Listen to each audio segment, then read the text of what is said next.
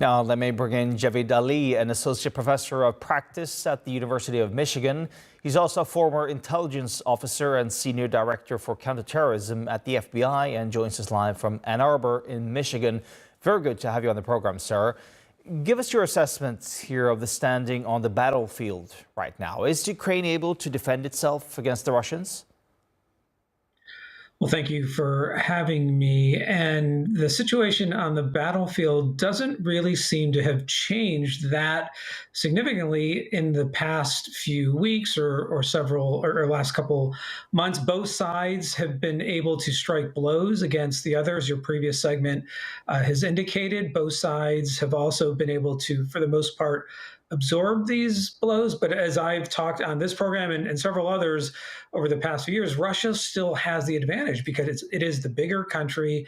It has more men and people under arms. And we have seen President Putin is immune to the terrible casualties the Russian military and paramilitary forces have already suffered. So even despite the equilibrium, if that's the right word, on the battlefield, it seems like Russia is still able to keep this war effort going because that is the direction that President Putin has set the country on. So what's the view among the intelligence community? Do you think that Ukraine can keep up sustaining this effort on the battlefield, or do you think it's actually losing the battle in the long run? Well, it's hard for me to know what's happening inside those closed government circles. I have been in government since 2018, but I would have to imagine that Ukraine is still at a disadvantage in terms of its manpower. The country obviously is smaller in population than Russia.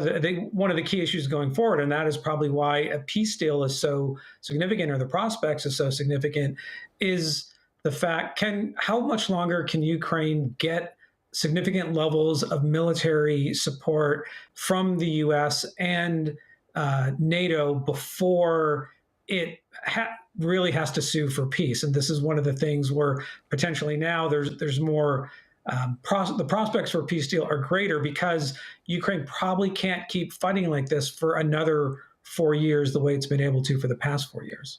How concerned are you that it's about the fact that it appears that Trump is putting more pressure on Zelenskyy to make a deal than he's actually putting on Putin to make concessions?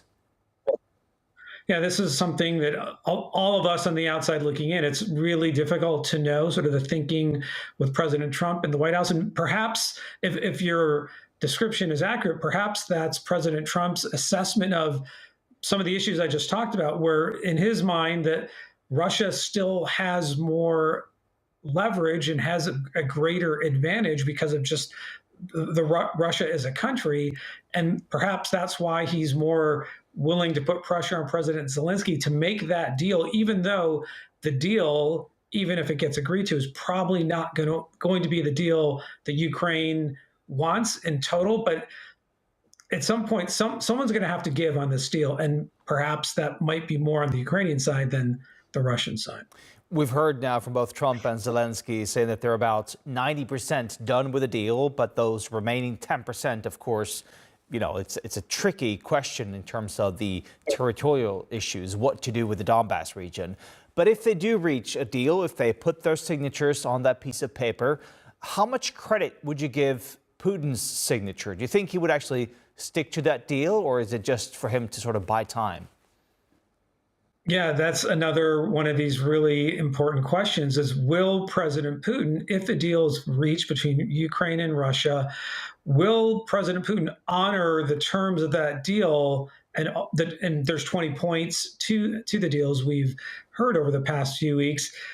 Or will he, at some point in the future, look to basically renege on the deal and restart this campaign of aggression against Ukraine? And nobody knows the answer to that other than Vladimir Putin. But I think the White House is trying to put pressure on both sides to get to the point where deal's in place. It may not be the best deal for Ukraine, but at least it's a deal, and it'll have security guarantees from the U.S. To Ukraine, at least it's being described in the media, and other conditions behind it. And then it'll be a question of, will President Putin honor that deal? But do you think he will? Even if nobody knows the answer to that. And it's very difficult for me to answer that question as well.